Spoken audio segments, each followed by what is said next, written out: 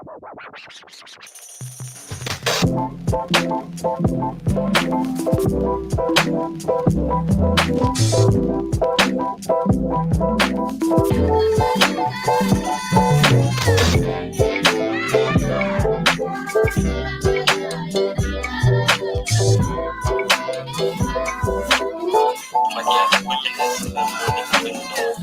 that's good. Friday, that's good. Friday, that's good. That's good.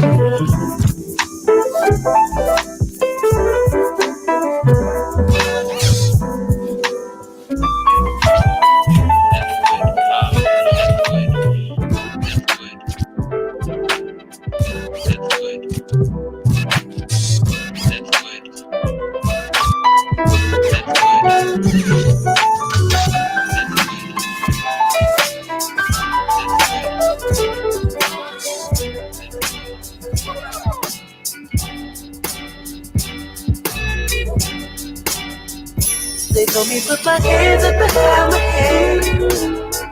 I think they got the wrong one.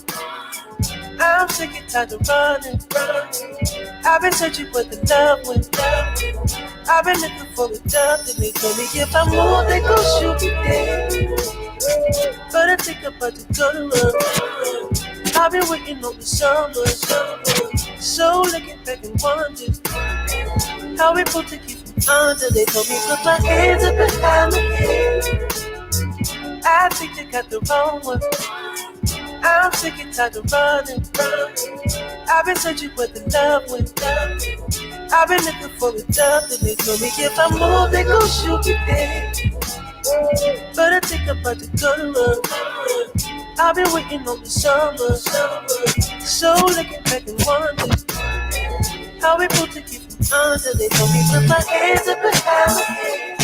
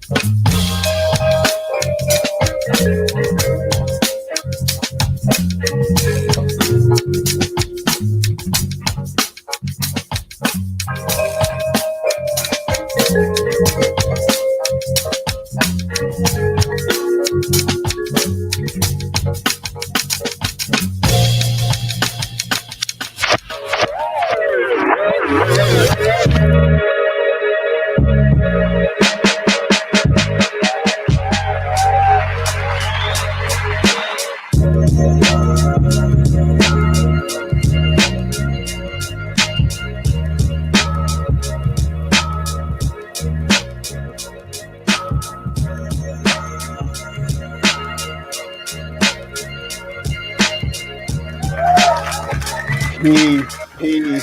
and love, everybody. Welcome to the season finale of Psalm Salons Studio, a cultural space that celebrates excellence, unity, and the spirit of joy through an unapologetically Black lens, with a special focus on brilliant guests from all walks of life. We've been rocking with you since June, and I'm so proud, I'm thrilled, I'm amped about the work that we've done. And I'm super amped about the show that we have for you tonight. I'm your host, most definitely. And on the digital ones and twos is my brother from another mother, Nick, Nick. What's up? Peace. You know, son, this journey, man, we've been like therapists too for people, you know, because we need this in a time like this. So. Man, it's been therapy maybe for other people. It's been therapy for us as well. You know, it's all healing vibes all around, man. So, you know, as always, we are supporting Black-owned restaurants here in the DMV, and we've been highlighting organizations that uplift our communities. So we want to just remind the folks at home of all the local DMV restaurants that we have bought dinner from this season. So we have bought dinner from Fish Scale and Shaw, Sunrise Caribbean Restaurant in Petworth, Eden Osmond on Georgia Ave, New Vegan Cafe in Columbia Heights, Kane in Northeast, Roaming Rooster in Woodridge, and the Grill at Howard University, HU, Headquarter in Alexandria, the Rub Chicken and Beer in Alexandria, the Shell Shack Seafood in Brentwood, Mad Cow Grill in Laurel, Melicat in Silver Spring, All Set Restaurant and Bar in Silver Spring, Betse Ethiopian Cuisine and Cafe in Silver Spring, and Spice Kitchen West African Grill in Edgewood, where I am eating from tonight. Tonight, I'm getting down with the salmon plate with jollof rice and spinach. So I can't wait to dig into that. Nick, what do you get? I went to Backyard Smoke Spot located on Georgia Avenue. Got me some of these maple wings fresh off the grill. Not to mention some crab and shrimp seafood mac and cheese. So, okay. Get into that. I'm gonna have to definitely check that spot out. Indeed. So check out. I would also like to mention that all those places that you named that we've supported are definitely open for delivery and takeout. So please support. They need us in a time like this as well. And the food, exquisite. Absolutely. All those places, delicious grub, soul food for the soul, nourishment for the body. So check out those restaurants. The info's in the comments, and get your order in this week. And let's keep supporting our local businesses. So let's get to it. So tonight's guest is family, number one, but she is the ultimate leader in our field. She is an award-winning director and producer and the executive producer of the legendary Apollo Theater in Harlem, New York. She's won numerous awards for both directing and producing, including the 2019 National Black Theater Festival's Larry Leon Hamlin Producer Award, the Root 100 Award, and NAACP Image Award, Helen Hayes and Barry Moore Awards. She also, I believe, got the Zelda Fitch Handler Award also this year, and Audelco. She's the founder of the Hip Hop Theater Festival. She grew the festival into the groundbreaking organization High Arts. Her most recent projects include directing the sold-out world premiere tour and theatrical adaptation of Ta-Nehisi Coates' New York Times best-selling novel Between the World and Me, which just launched on HBO. And she is a proud Howard University alum. Please welcome today's guest, the one, the only theater icon and arts all-star, my friend, my sister from a different Mr. Kamilah Forbes. Ladies and gentlemen. Thank you. Oh, my Mr. Wonder. Yeah, yo. That's amazing. Yeah, you know, it's for you. They're here for you. They're right there. I was trying to expect that. Yeah. Oh, Well, Well, man. You know we got to do it up special for you. You know, great to have you on the show. Thank you for being here. Thank you for having me. Thank you so much. No, it is a true honor to be here talking to you, Psalm, and you, Nick. Just to be on the show it is a homecoming, right? Because It is. all for so long, and it's really great, to kind of see, when you start as seedlings, and now we all grown up now. That's right. Thank you for the water.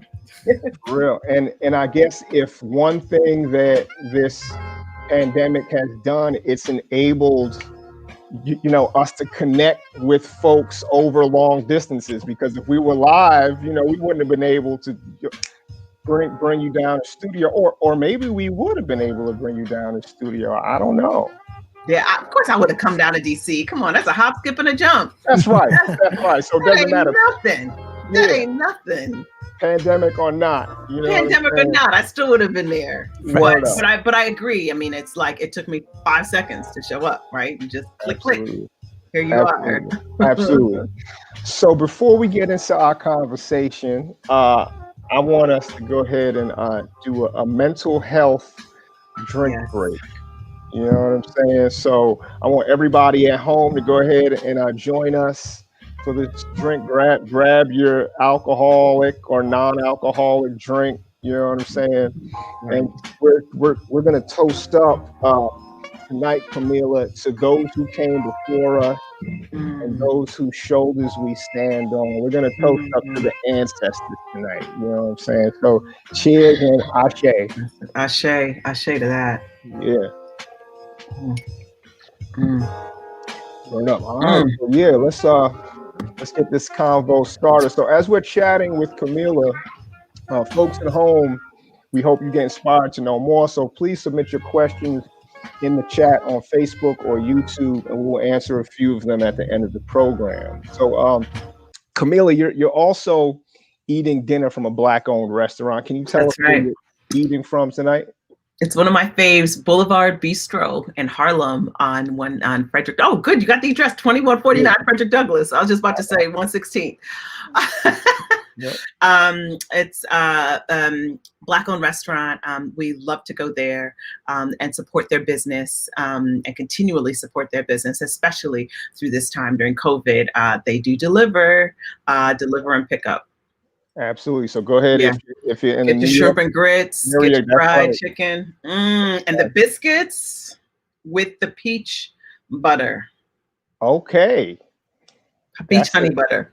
That's a pro tip right there. Next time I'm gonna have to go ahead and get that. So definitely check out Boulevard Bistro in the comments and look out for your Black-owned restaurants in your local community and support them as well. So all right, sis. So, man, we are living in the surrealist of times right now. Like at this point, I wouldn't even be surprised if like aliens came out the sky and were like, "Hey, we're here." Like I'll be like, "Right, of course." I mean, this is what's supposed to happen, right? Like nothing would surprise me right now. But how are you doing in all of this, and what are you doing to maintain your mental health?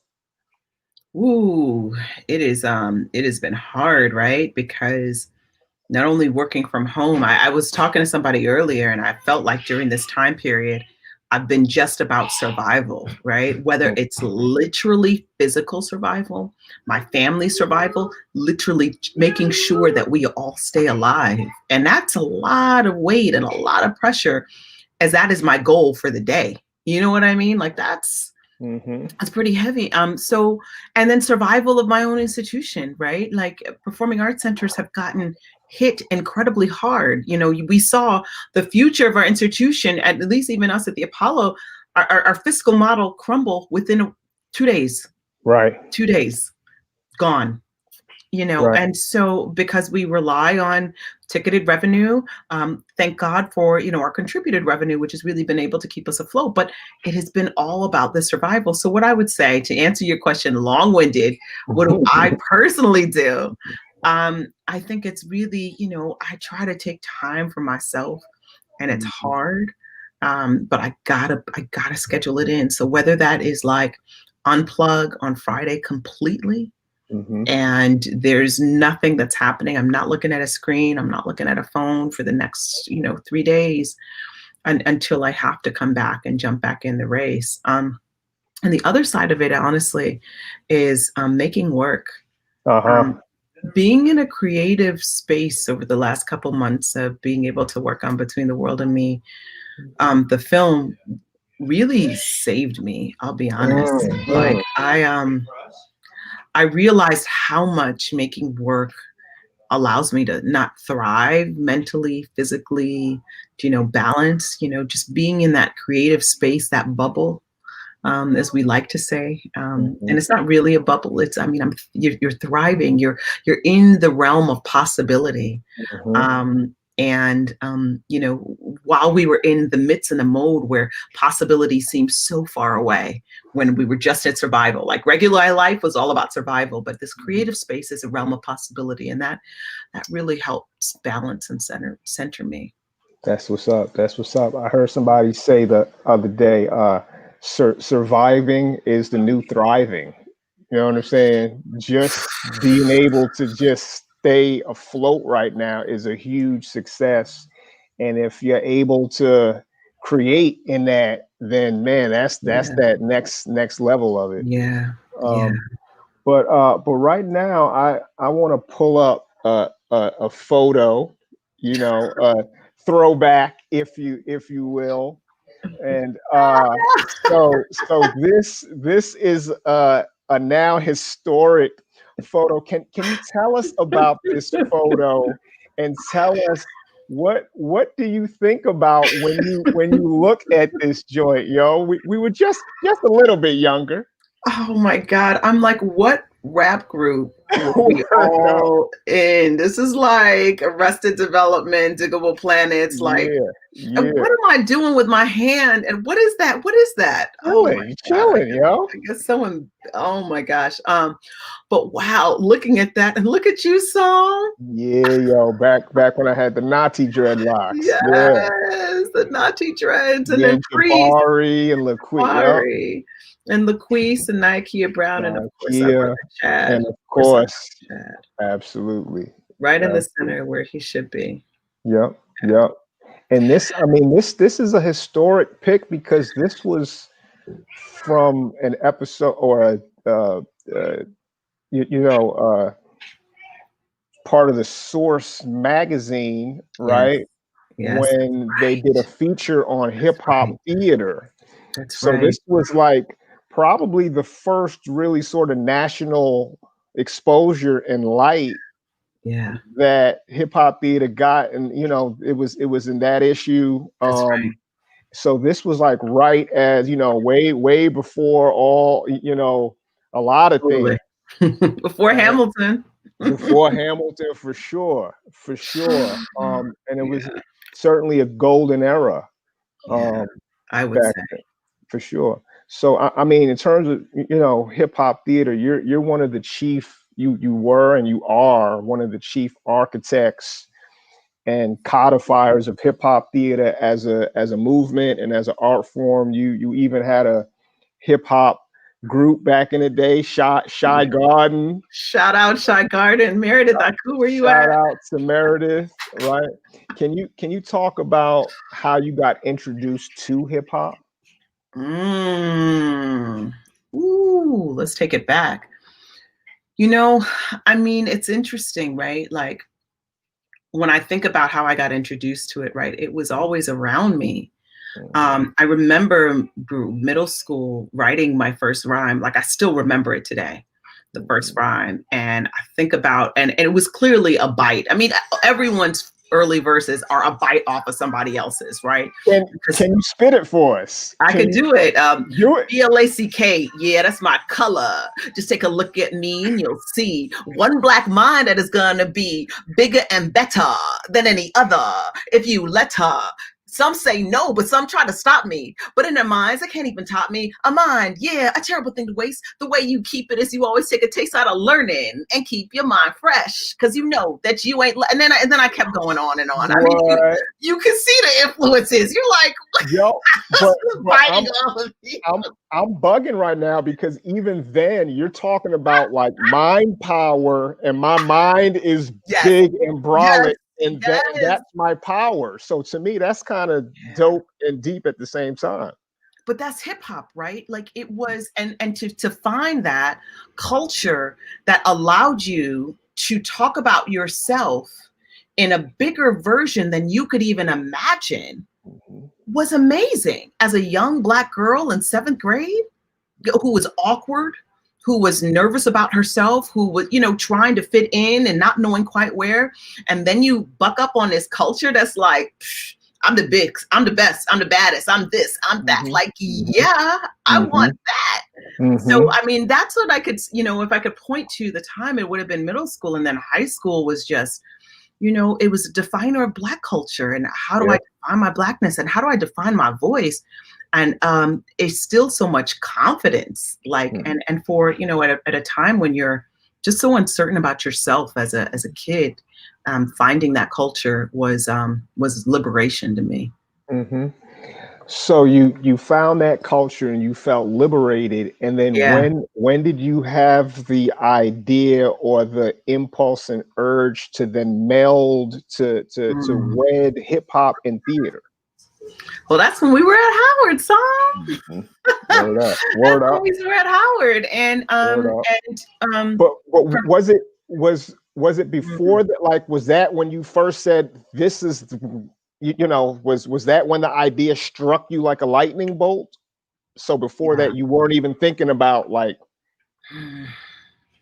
I was always thinking about sort of, I guess, mixed media. If I think about like the plays I was attracted to in high school, I used to write plays in high school. When I look back on it, and it was always sort of this very like quilt, a tapestry coming together. So I think I was always attracted to that kind of storytelling, the aesthetics of tapestry of many mediums coming together.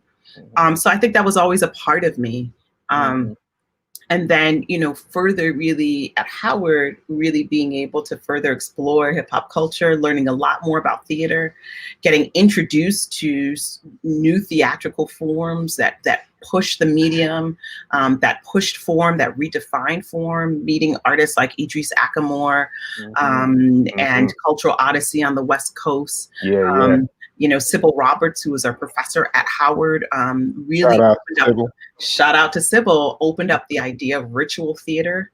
And we also see hip hop as ritual. So of course they should be melded together. Right? And that surprises me that Howard was the sort of the place really where you decided to bring those two things together, because since I've met you, you seem to always have a highly developed and sophisticated sense of bringing those two things together. So for me, it feels like, oh, well, she's been thinking about that since junior high school. Like it couldn't have been like here at Howard, but I think that speaks to your power and vision as an artist in terms of just diving into the form. So you came to Howard from Chi-Town. Yeah, from Chicago. And your folks are from Jamaica, as are mine, right? From Yad, Baka Yad. From Yad. How has that Jamaican culture and upbringing impacted how you've navigated through your career? Because I joke with my wife, like, Jamaicans, hey, we think we can do anything. Like, how else would you explain the Jamaican bobsled team? Like, come on now. Like, try to tell a Jamaican they can't do something. Like, come on. That's true. I mean, there's this sense of there's always, the whole many jobs. Yes, it's part of the immigrant path, but it's also, culturally embedded, that kind of bravado, that kind of like braggadociousness. And so, I think that was a big part of it. I think my parents individually, they also instilled a lot of confidence in me as a young kid, that I could do anything. Mm-hmm. And so that as long as you work hard, you could figure it out, whatever path you want to take. So I think that piece was from them. And, also I was always sent home to Jamaica for the summers growing up to stay with my grandmother. So there was this immense reverence for my elders and for history. And then knowing my grandmother who is now passed, but also my other great grandmother who is now passed. But so this idea of direct connection to the ancestors was like, because I got to be so close to them, was also something that I think helps to really define the kind of work and narratives that I'm very interested in telling with, which is all about lineage. It's always about where are we coming from and where are we going to, and how do we make sure that that connection stays strong. I'm attracted to those kind of plays, those kind of plays, those kind of work, those kind of works of art. Absolutely. Speaking of lineage and history, you are now the executive producer at the world famous Apollo Theater. That right? I am. Lots of history embedded in those walls, in that institution. Can you tell us about your journey getting to the Apollo? Yeah. So prior to the Apollo, right, as you mentioned in my bio, I had co-founded the Hip Hop Theater Festival, which became an organization with two partners, Clyde Valentine and Danny Hawk. And shout out to Clyde and Danny. Shout out to Clyde and Danny, yes, of which we produce your work. Thanks. Yeah. Amazing. But we started in New York, DC, San Francisco, Chicago, of doing festivals in all those cities. So I really got to cut my teeth at live event producing. DC Hip Hop Theater Festival was always super satisfying to come. I like to consider DC home to producing in studio theater and Kennedy Center, et cetera. And then I still continue to curate special events at the Kennedy Center, KC, music events, hybrid events, whether it was like John Legend and the Symphony Orchestra, and developing sort of what is the narrative thread there. I also started to do work in TV through Def Poetry Jam on HBO. Which I was a producer of, and that ran for 7 seasons on HBO, and then executive produced a couple of the spin-offs, one was called Brave New Voices, which followed the Youth Poetry Slam. So there was always this journey of like live theater directing, and then directing theater, right? Like directing a lot of great work, a lot of great artists around the country. Mark Bamuti Joseph. Yes, Bamuti, shout out with as well. And then, and also worked in the commercial theater. So I would say, I lay that all to say is that, I had sort of my theater background, my curatorial producing background, and my producing sitting in an organization background, which is now 20 years old this year. And that is a really sort of unique, I guess, position to be in. At the time, I wasn't really looking to, I consulted with the Apollo. I was a consulted curator with the Apollo for several of their global festivals. And I enjoyed it because it's the Apollo. Of course, yeah.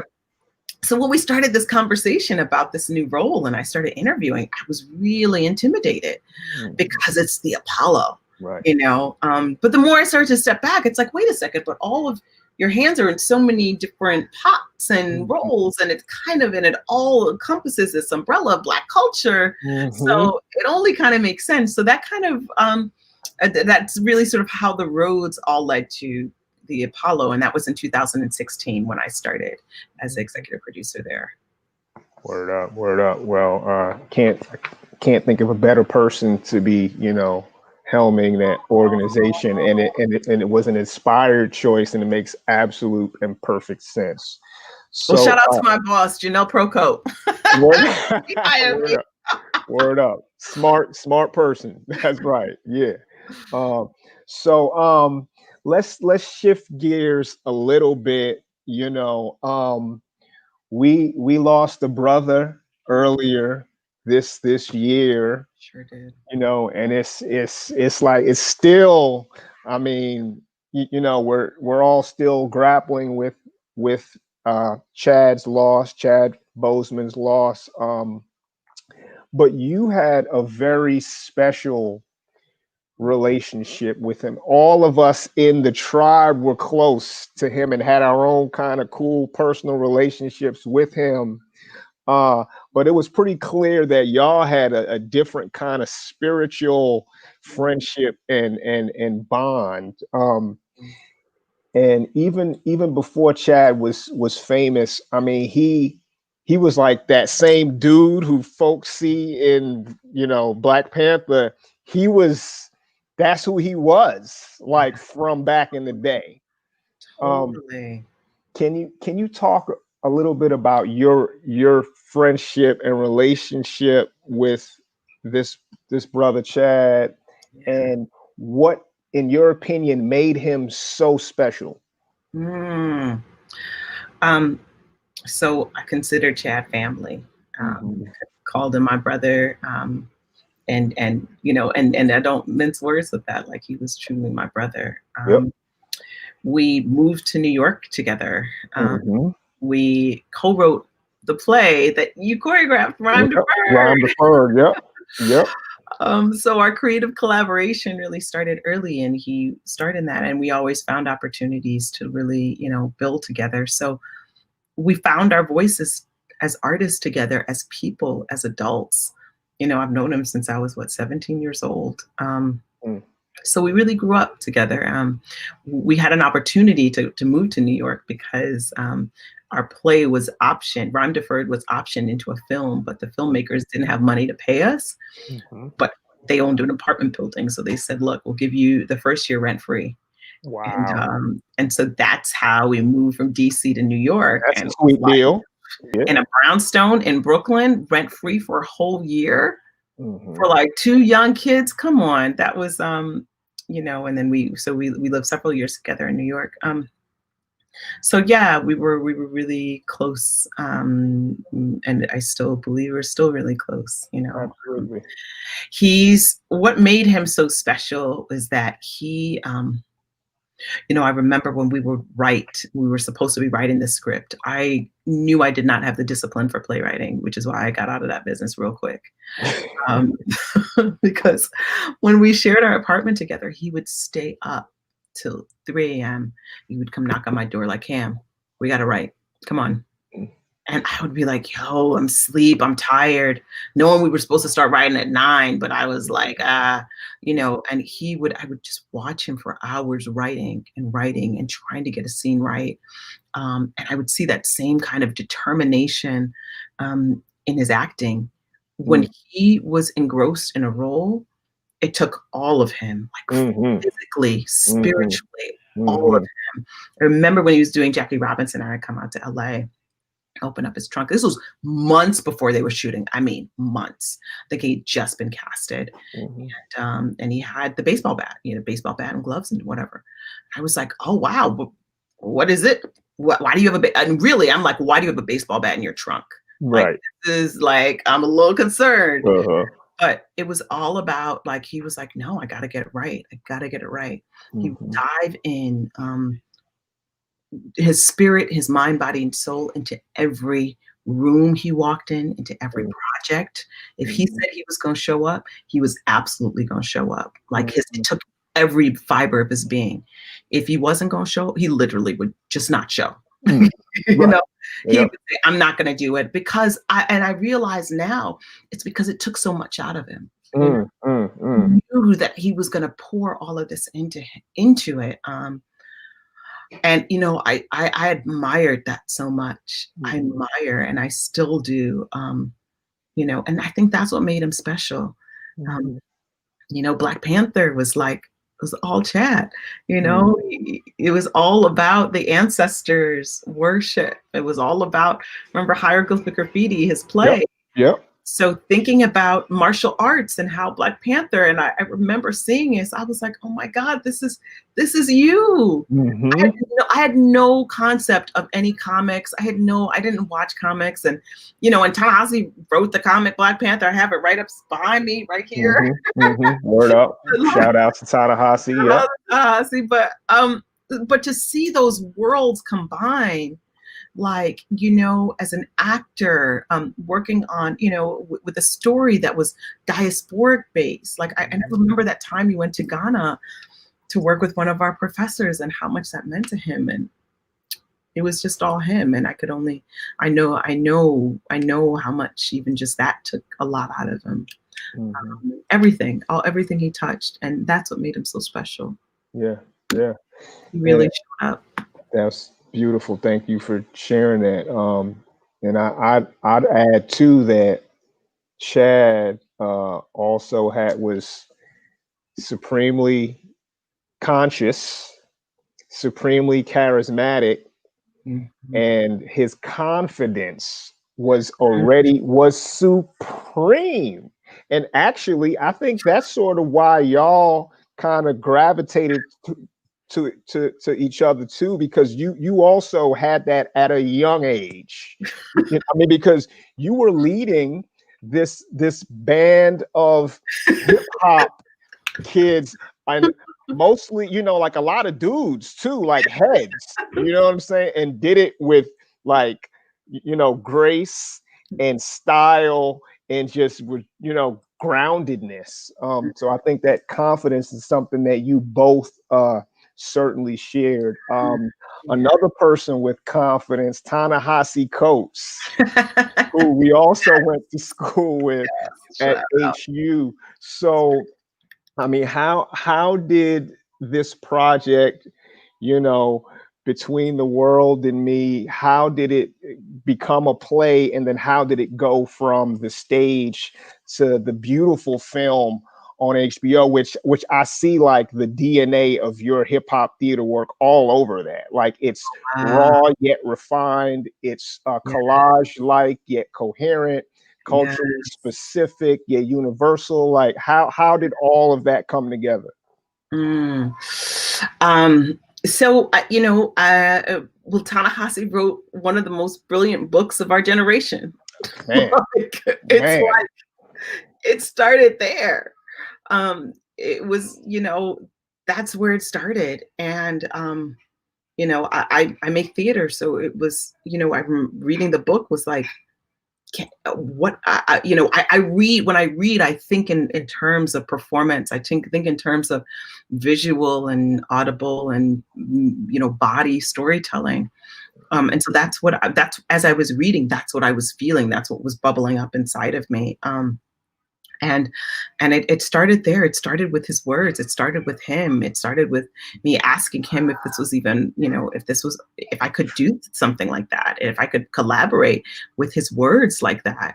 And thank God he said, yeah. And then the journey, and then I got to work with some of other giants, the dramaturg Talvin Wilkes and Talvin, Yes. And another brilliant woman, Lauren Whitehead, who adapted the text for the theatrical stage. And, and like we do in theater, we started with a workshop. We got in a room with some brilliant actors, some who were in the film, Greg G. Alvarez-Reed. Shout outs to G. Also, who started his acting career at Studio Theater, Michelle Wilson, and several other really brilliant actors. And we started workshopping the work, just hearing what the text sounded like in actors' mouths. I know reading it, I could feel the lift already reading it because I heard Ta-Nehisi's voice, because, I knew Ta-Nehisi as a poet. It's Your Mug, Copper House, like that was his stomping ground. So hearing his language, you could hear his cadence and his rhythm. So I only imagined, what if we got together, what about other voices that could encapsulate that rhythm that's on the page already? It's there.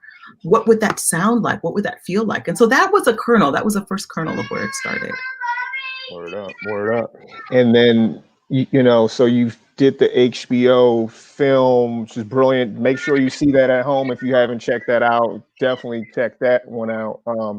And now you're a producer on the upcoming film adaptation of Ta-Nehisi's novel, The Water Dancer. So how did that come about? He just asked. Here we go. But he asked, and I think, we built a trust, a creative and collaborative trust of building work. And so that's where it started. And so I think when this opportunity came, and he's also, I should mention, our artist in residence at the Apollo Theater, which is really great for the next couple of years. So, an opportunity to provide a creative home for his work and his development of work and ideas. But I'm excited for this next journey to see what that might mean. Word up. Water Dancer. How was it, Water Dancer? How was it to direct Oprah, like in Between the World and Me? I mean, like, did you just feel like, okay, I'm dreaming alive right now? Like, yes, I did. I mean, yeah, absolutely, completely dreaming alive. Like, it was surreal, and it was so surreal because she, knew the book backward and forward. She was quoting pages back to me and asking if they were in other pieces of the script. Is this line in there? Is this line that? And I was like, oh wow, she really knows her stuff. Like, she really studied this whole book. Yeah. And so she has a love of language, a love of literature. And obviously, yes, of course, she has Oprah's book club, but she really means that, And so that was really kind of special to see.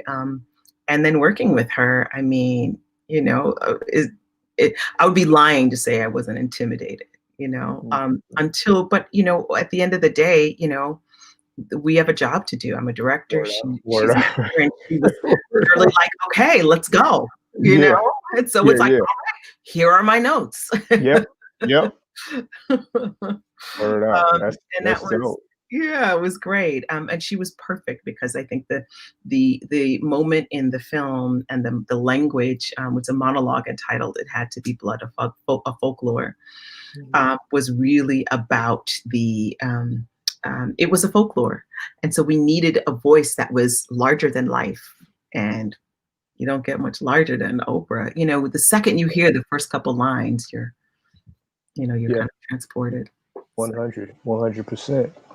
So you're slated to direct Soul Train on Broadway, right? And Broadway's on pause right now for the moment, like all theater for the most part is, except for virtual theater.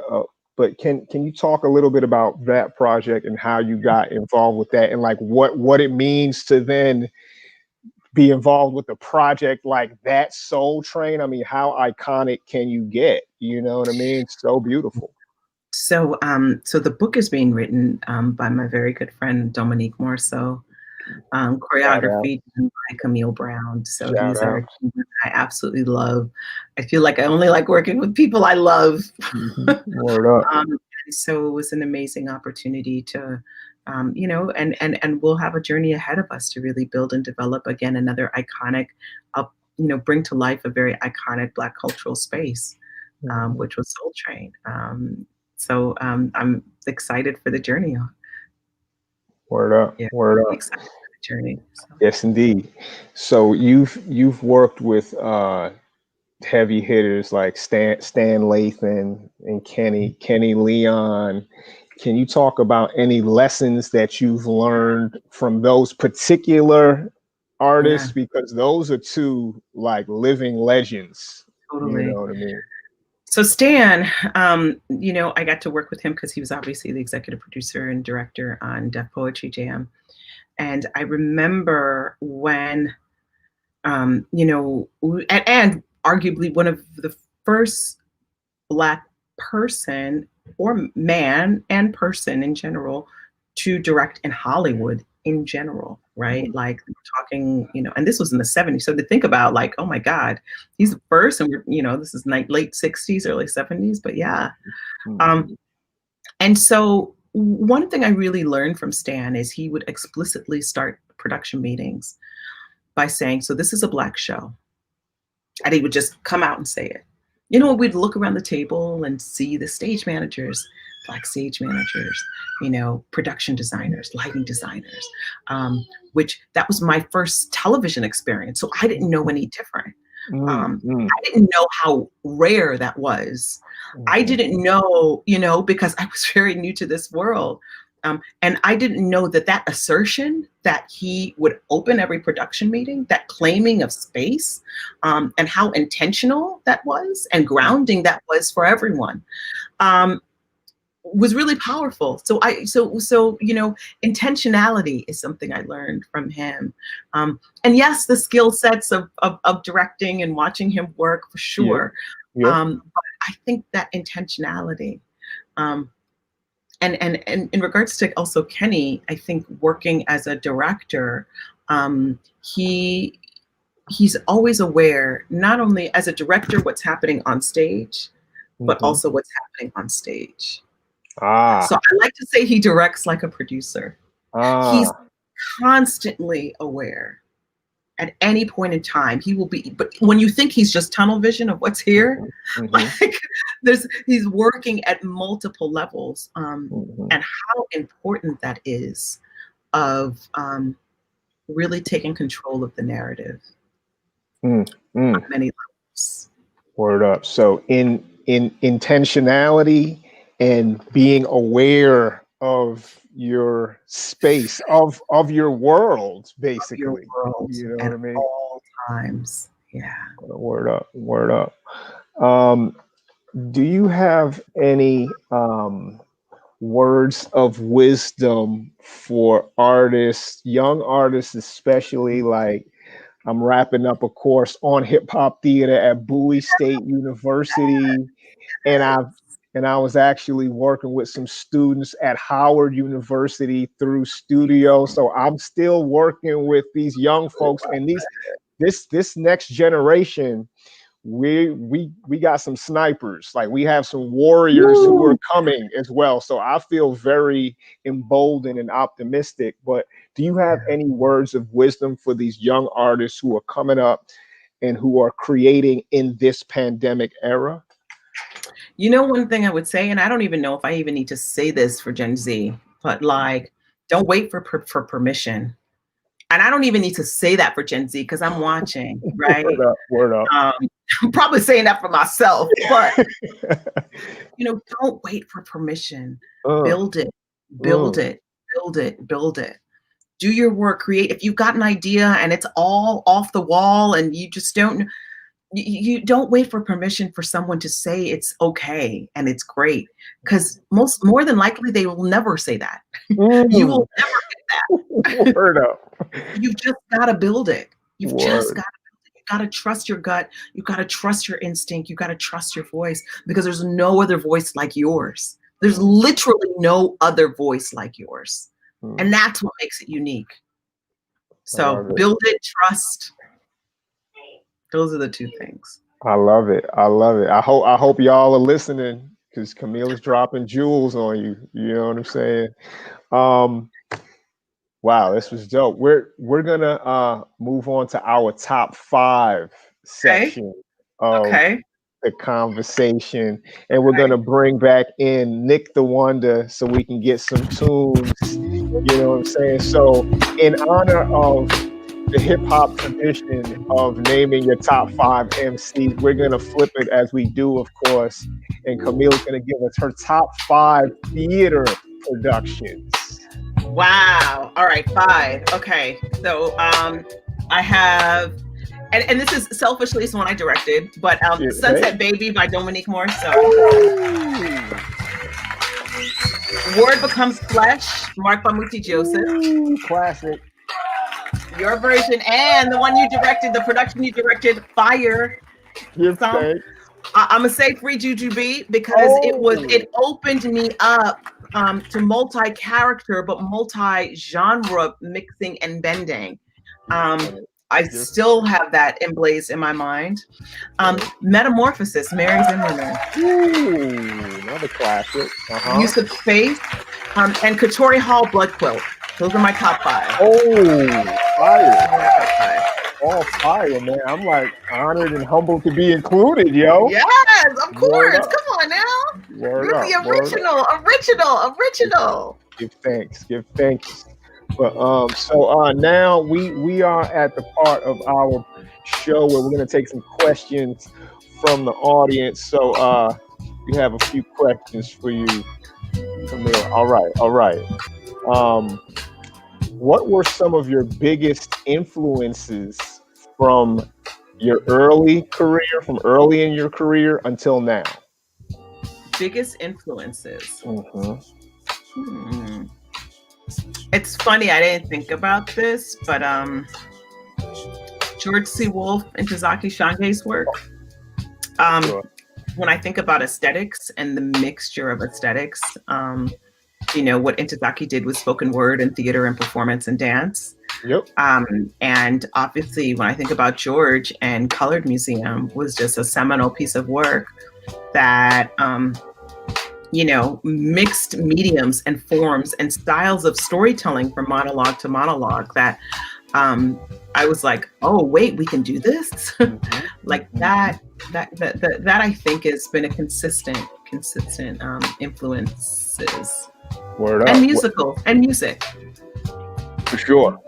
And you can definitely see, like, I can see their work, like, through in you and how you flipped it and transformed it. I mean, Ntozaki and George, like, they're like our predecessors. They're like the parents, basically. You know what I'm saying?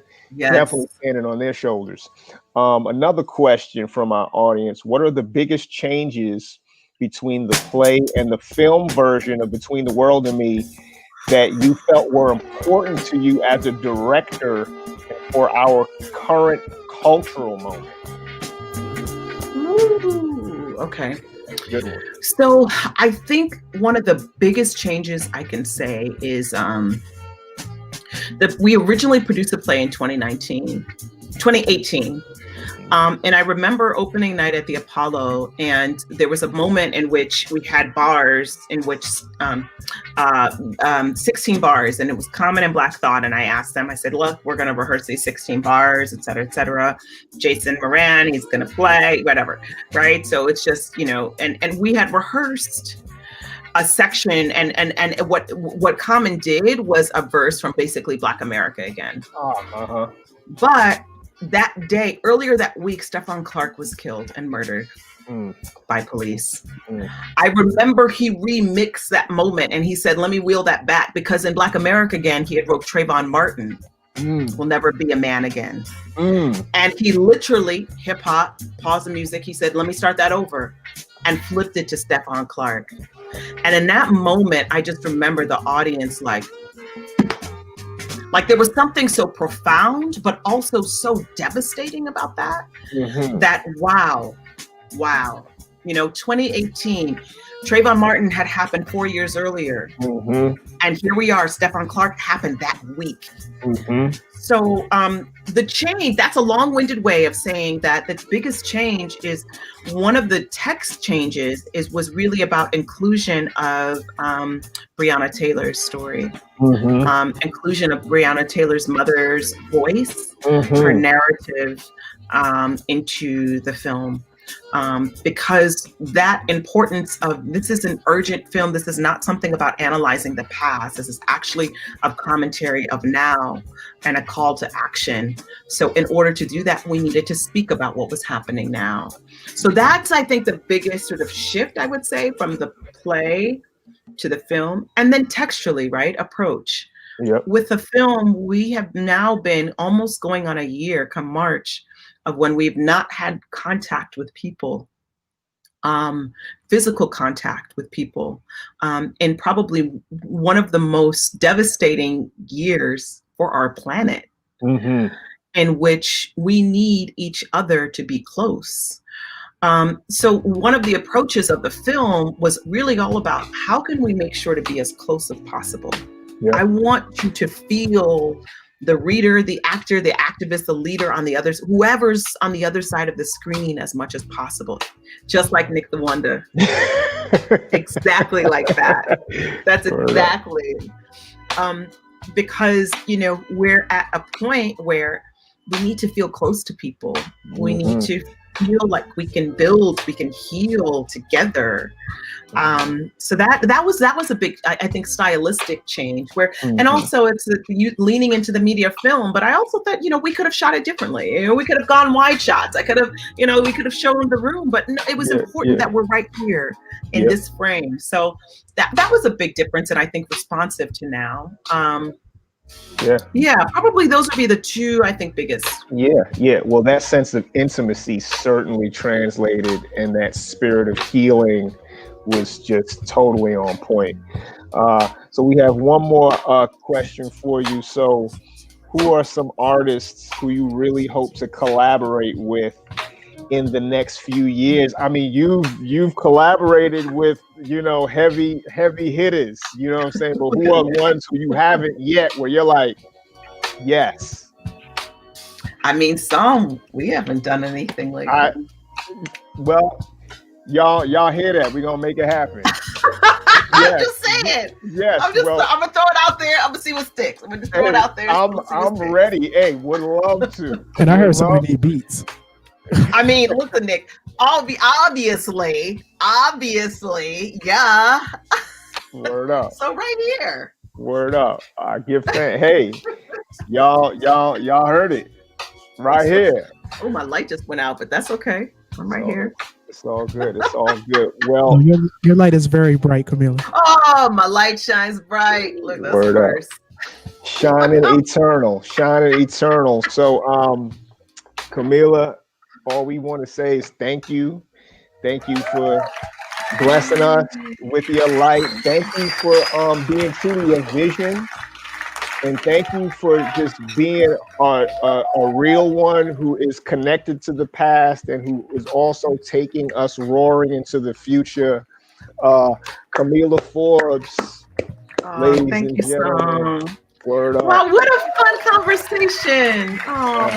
Absolutely. So thanks again to Kamilah Forbes and all the guests that we've had on the series this season. I want to shout out to James Irons, Justin Weeks, JJ Johnson, Jefferson A. Russell, Jana Valentina, Lady Dane Figueroa, Edidi, Natalie Graves, Tucker Farrell, Lowell Harris, Willpower, Jonesy B, Danny Hawk, Mildred and Steven Sapp of Universes, Wendy C. Goldberg, Idris Goodwin, Brian Quijada, and Anela Malik of Feed the Malik. Of course, Kamilah Forbes. Once again, thank you to the staff of Studio Theater who made it happen. David, Reg, Hillary, Adrian, Mike, and Emily.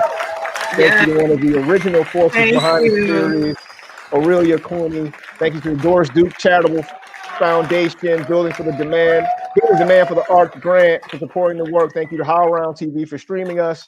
Huge thanks to Nick the Wonder, being my partner, keeping the party going. And for all of you watching out there, thank you. We appreciate y'all. Much love. Your viewership and enthusiasm has really warmed our heart and made us a beautiful success. And we're grateful. There's a link below to the Curified Spotify playlist so you can keep the party going all weekend. It's 2021, but for now, everybody grab your drinks and vibe out with Kamilah Forbes. On the salon.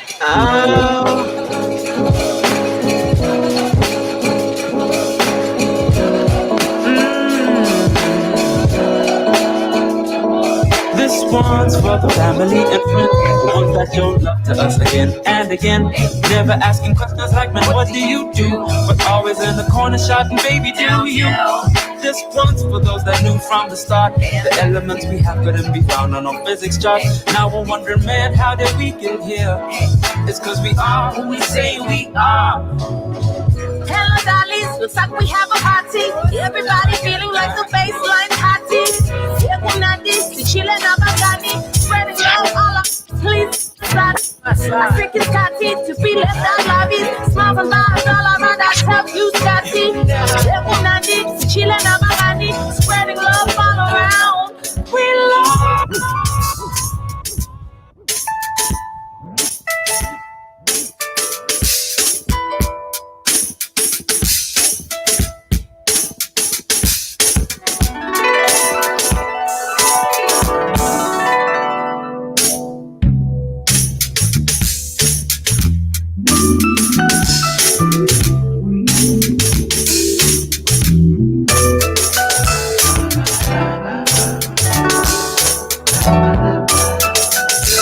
Yeah.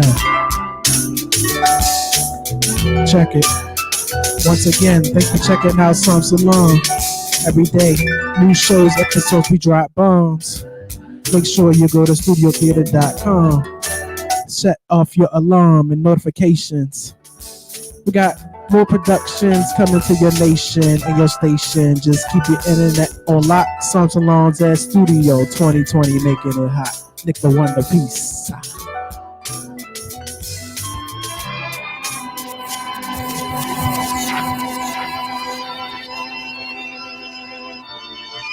Number one. Hey. Ooh. Yeah, I thought I'd wake up at 10, I'm sleeping in on the low. Dreaming stacking them ends, my bank account on swole. It got my boys bored, it's only 4 in the morning. The day just got started, gotta work on the road.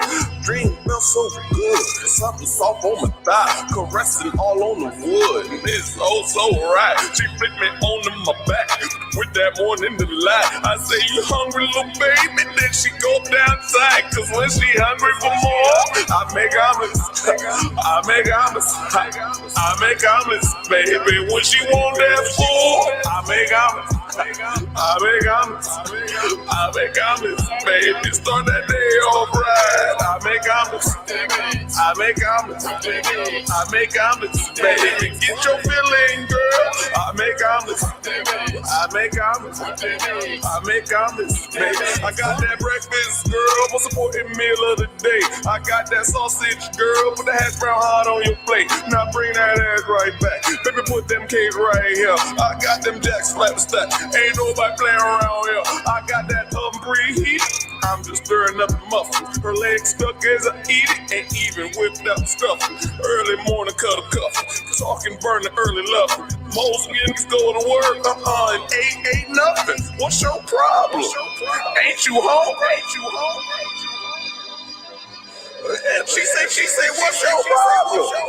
Ain't you hungry? No.